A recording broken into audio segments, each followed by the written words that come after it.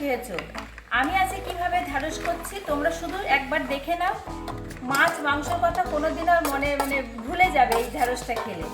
ঢ্যাঁড়সের জন্য আমি এখানে প্রায় 400 গ্রাম মতো ঢ্যাঁড়স নিয়েছি। ঢ্যাঁড়সগুলোকে আমি এইভাবে কেটে নিয়েছি। বড় ঢ্যাঁড়স হলে দুভাগ করবে, ছোটগুলো হলে গোটা গোটা রেখে দেবে। এই ঢ্যাঁড়সের রেসিপির জন্য আমি 2টো ডিম আগে ফাটিয়ে নিচ্ছি।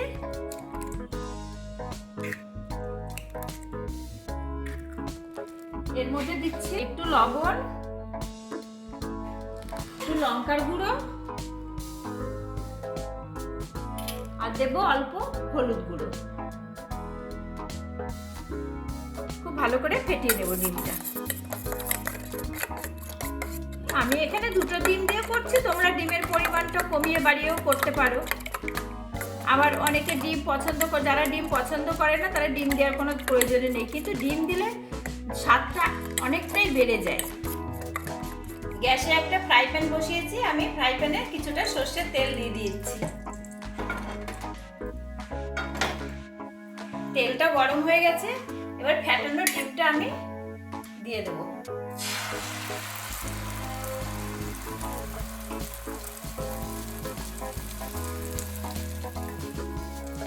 ডিমটা আমি কিছুক্ষণ ঢেকে দিলাম। ঢাকনাটা খুলে নিচ্ছি, এবার ডিমটা আমি উল্টে দেব।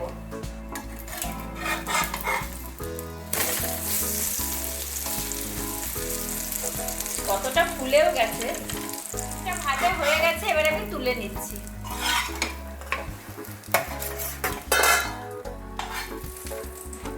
এই ঢ্যাঁড়সের মধ্যে কিছু কিছু মশলা মাখিয়ে নেব। প্রথমেই দেব লবণ,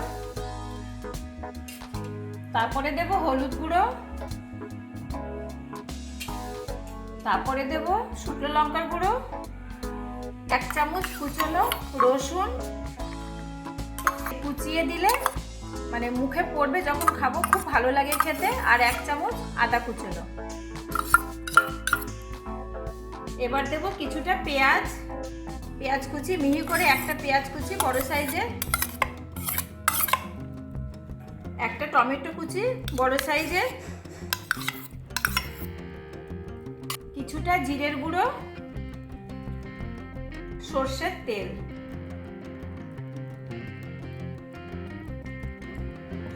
যেহেতু শুকনো লঙ্কার গুঁড়ো দিয়েছি তাই আমি 3টে মতো কুচানো কাঁচা লঙ্কা দিয়ে দিচ্ছি।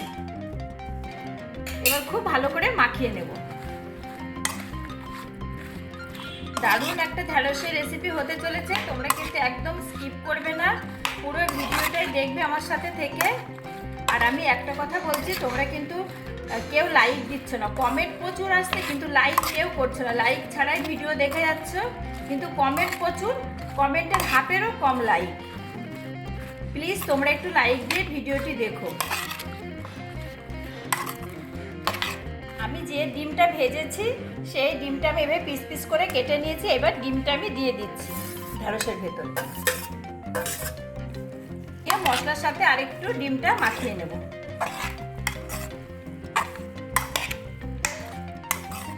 বাচ্চারাও কিন্তু এই রেসিপিটা খুব পছন্দ করবে, যেহেতু ডিম দেওয়া আছে আর খেতে এতটাই ভালো লাগে ভাতের সাথে।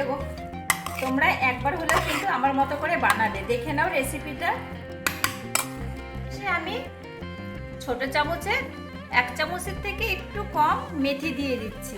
এই মেথিটা দেওয়ার জন্য এই তরকারির স্বাদটা অপূর্ব হয়ে যাবে, এত সুন্দর টেস্ট হবে। তোমরা কিন্তু দেখে নিও মেথিটা দিলাম। এবার ভালো করে আমি মাখিয়ে নেব।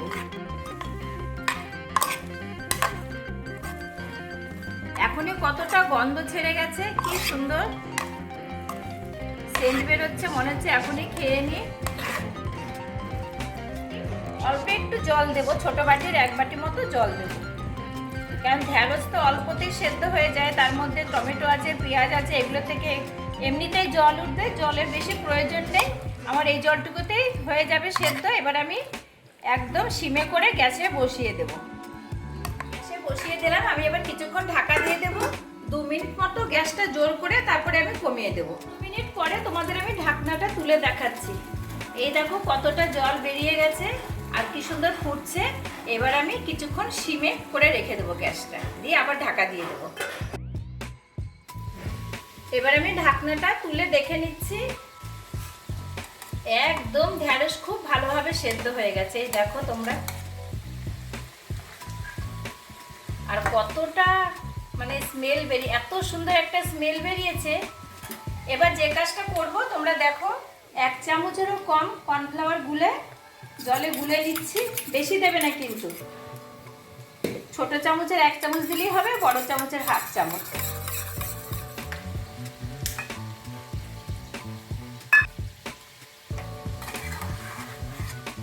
এবার আর কিছুক্ষণ এবার ঢাকা দিয়ে আমি রেখে দিয়ে ফুটিয়ে নেব। ঢাকনাটা তুলে দিচ্ছি। কর্নফ্লাওয়ার দেওয়ার পরে কিছুক্ষণ ফুটিয়ে নিয়েছি। আমার দেখো কর্নফ্লাওয়ার দিলাম কেন, গ্রেভিটা আরেকটু সুন্দর হবে। এবার আমি ওপর থেকে অল্প একটু সর্ষের তেল ছড়িয়ে দেব। ঢ্যাঁড়সের রেসিপি পুরোপুরি রেডি হয়ে গেল। আর কতটা সুন্দর দেখতে হয়েছে, তেমনিও স্মেল বেরিয়েছে অনেকটাই সুন্দর। এবার আমি একটা পাত্রে নামিয়ে তোমাদের দেখাচ্ছি।